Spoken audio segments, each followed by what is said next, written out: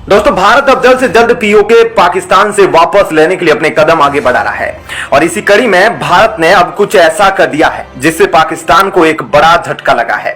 वैसे तो भारत का डिफेंस सिस्टम अपने आप में काफी मजबूत है और यह बड़े बड़े देशों को टक्कर देता है, लेकिन हाल ही के सालों में भारत इसे और भी ज्यादा मजबूत करने में लगा हुआ है। फिर चाहे उसमें नए नए हथियार शामिल करना हो या फिर बॉर्डर पर सिक्योरिटी को लेकर बड़े कदम उठाने हो। और अब इसी कड़ी में भारत ने पाकिस्तान के बिल्कुल पास में ही यानी कि पाकिस्तान बॉर्डर पर अपना नया एयरबेस बनाने का काम शुरू कर दिया है, जो अगले 2 सालों में ही बनके तैयार हो जाएगा और जिसका शिलान्यास खुद प्रधानमंत्री मोदी ने किया है। ऐसे में यह एयरबेस कौन सी जगह बनाया जा रहा है और पाकिस्तान से लगभग कितनी दूरी पर मौजूद है, इन सब के बारे में आज हम आपको इस वीडियो में विस्तार से बताने वाले हैं।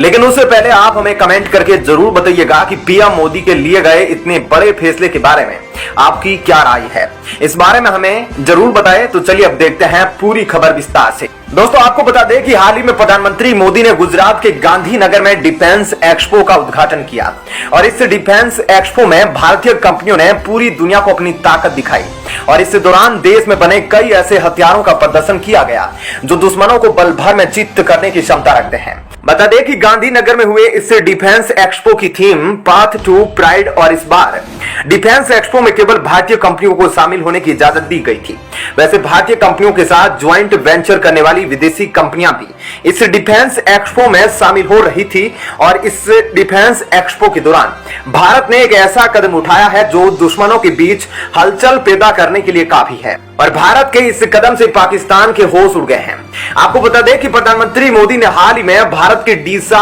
एयरबेस का शिलान्यास भी किया है। डीसा एक नया डिफेंस एयरबेस है, यानी कि भारतीय वायुसेना की ताकत और भी ज्यादा बढ़ने वाली है और हैरानी की बात तो यह है कि डीसा एयरबेस पाकिस्तान की सीमा से मात्र 130 किलोमीटर दूर है और इस एयरबेस को बनाने के लिए लगभग 935 करोड़ रुपए खर्च किए जा रहे हैं। भारतीय वायुसेना का यह एयरबेस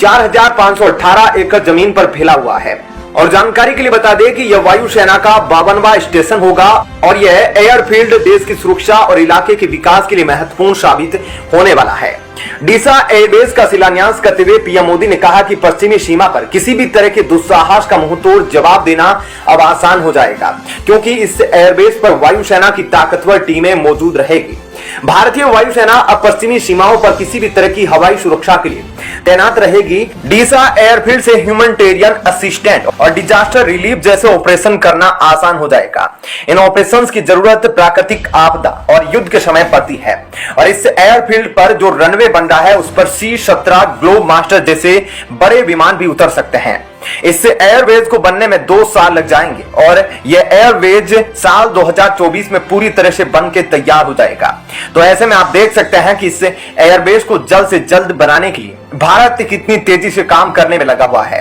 और इसके बनने के बाद भारत का डिफेंस सिस्टम और भी ज्यादा मजबूत हो जाएगा और ऐसे में पाकिस्तान के लिए सच में यह काफी बुरी खबर है। तो दोस्तों, ऐसे में इस खबर के बारे में आपकी क्या राय है? जिस तरह से पीएम मोदी ने अब पाकिस्तान के पास ही एक नया एयरबेस बनाने का जो डिसीजन लिया है उस बारे में आप क्या कहना चाहेंगे, हमें कमेंट करके जरूर बताएं और साथ ही इस वीडियो को ज्यादा से ज्यादा लाइक और शेयर जरूर करें।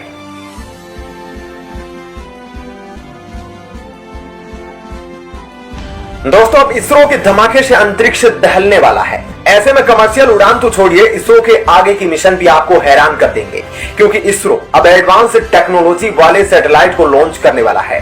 और नासा और दूसरी स्पेस एजेंसियों के साथ मिलकर भी अलग अलग प्रोजेक्ट लॉन्च करने वाला है। ऐसे में आज हम आपको इस वीडियो में इसरो के उन्हीं तमाम आने वाले मिशन के बारे में विस्तार से बताने वाले हैं जिन्हें जानकर जो बाइडेन भी चौंक गए हैं। तो चलिए देखते हैं पूरी खबर विस्तार से। दोस्तों, आपको बता दें कि भारत का इसरो पहली बार कमर्शियल उड़ान को अंजाम देगा और इस बार भारत अपने सबसे दमदार रॉकेट के जरिए कई विदेशी सैटेलाइट को अंतरिक्ष में भेजेगा और यह इसरो का एक अच्छा रिकॉर्ड है कि दुनिया भर की सभी स्पेस एजेंसियां आज आंख बंद करके भारत के इसरो पर विश्वास करती है और इस वजह से ब्रिटेन चाहे खुद को कितना भी एडवांस मानता हो, लेकिन यह देश भी आज स्पेस में अपनी सैटेलाइट को सेफली लॉन्च करने के लिए भारत की शरण में है। दोस्तों, भारत एक और जहां विदेशी सैटेलाइट लॉन्च करके पैसे कमा रहा है, तो वहीं भारत कई और प्रोजेक्ट्स को भी देख रहा है और इसरो को सबसे सफल स्पेस एजेंसियों में शामिल कर देगा। और इसका ऐलान खुद इसरो के पूर्व चेयरमैन डॉक्टर के शिवल्ली ने किया है। इसके साथ ही उन्होंने यह भी बताया कि इसरो आगे जाके ऐसा कुछ करने वाला है जिसके बारे में दुनिया ने कभी सोचा भी नहीं होगा।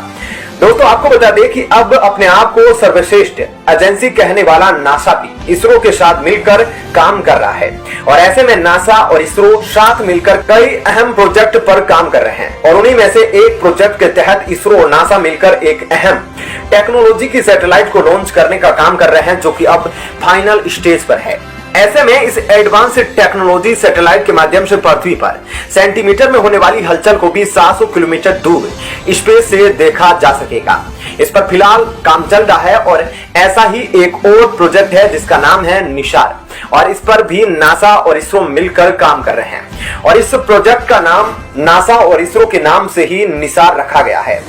इस प्रोजेक्ट में नासा और इसरो दोनों अपने दो रडार दे रहे हैं और ये रडार धरती की सतह पर होने वाले परिवर्तनों को बड़े स्तर पर मापने में मदद करेंगे और इसके लिए यह पूरी तरीके से सक्षम है। ऐसे में निसार अंतरिक्ष में अपनी तरह का पहला रडार होगा जो पृथ्वी को व्यवस्थित रूप से मैप करेगा और ऐसे में निसार का डाटा काफी उपयोगी होगा क्योंकि यह दुनिया भर में लोगों को प्राकृतिक संसाधनों और आने वाले खतरों को बेहतर प्रबंधन में मदद करेगा, जिससे वैज्ञानिक जलवायु परिवर्तन के प्रभावों और गति के बेहतर ढंग से समझने के लिए सक्षम हो पाएंगे। आपको बता दें कि इसके अलावा भारत का इसरो जापान के साथ मिलकर भी काम कर रहा है, जिसके दौरान चांद पर अहम खोज की जा रही है और इस मिशन का नाम है चंद्र ध्रुवीय अन्वेषण मिशन और यह लूनर पोलर मिशन जापानी एरोस्पेस एक्सप्लोरेशन एजेंसी और इसरो का एक कंबाइंड मिशन है। आपको बता दें कि पिछले मिशन में चंद्रमा में पानी होने का पता चला है, जिस वजह से इस मिशन का उद्देश्य चंद्रमा पर मौजूद जल संसाधनों की मात्रा, गुणों और रूपों के बारे में जानकारी हासिल करना है, जिससे आगे जाकर चंद्रमा में मौजूद जल संसाधनों को वास्तविक रूप से इस्तेमाल करने के लिए मदद मिलेगी। तो दोस्तों, ऐसे में आप देख सकते हैं कि भारत का इसरो कैसे आगे बढ़ता जा रहा है और अब तो यह दूसरी स्पेस एजेंसियों के साथ मिलकर भी कई सारे मिशन कर रहा है और ऐसे में ये बड़े बड़े देशों की स्पेस एजेंसियों को भी पीछे छोड़ रहा है, जो कि सच में भारत के लिए बहुत ही गर्व की बात है। तो दोस्तों, ऐसे में भारत का इसरो जिस तरह से कामयाबी हासिल कर रहा है और लगातार आगे बढ़ रहा है, उसके बारे में आपकी क्या राय है? कमेंट करके हमें जरूर बताइएगा। साथ ही इस वीडियो को ज्यादा से ज्यादा लाइक शेयर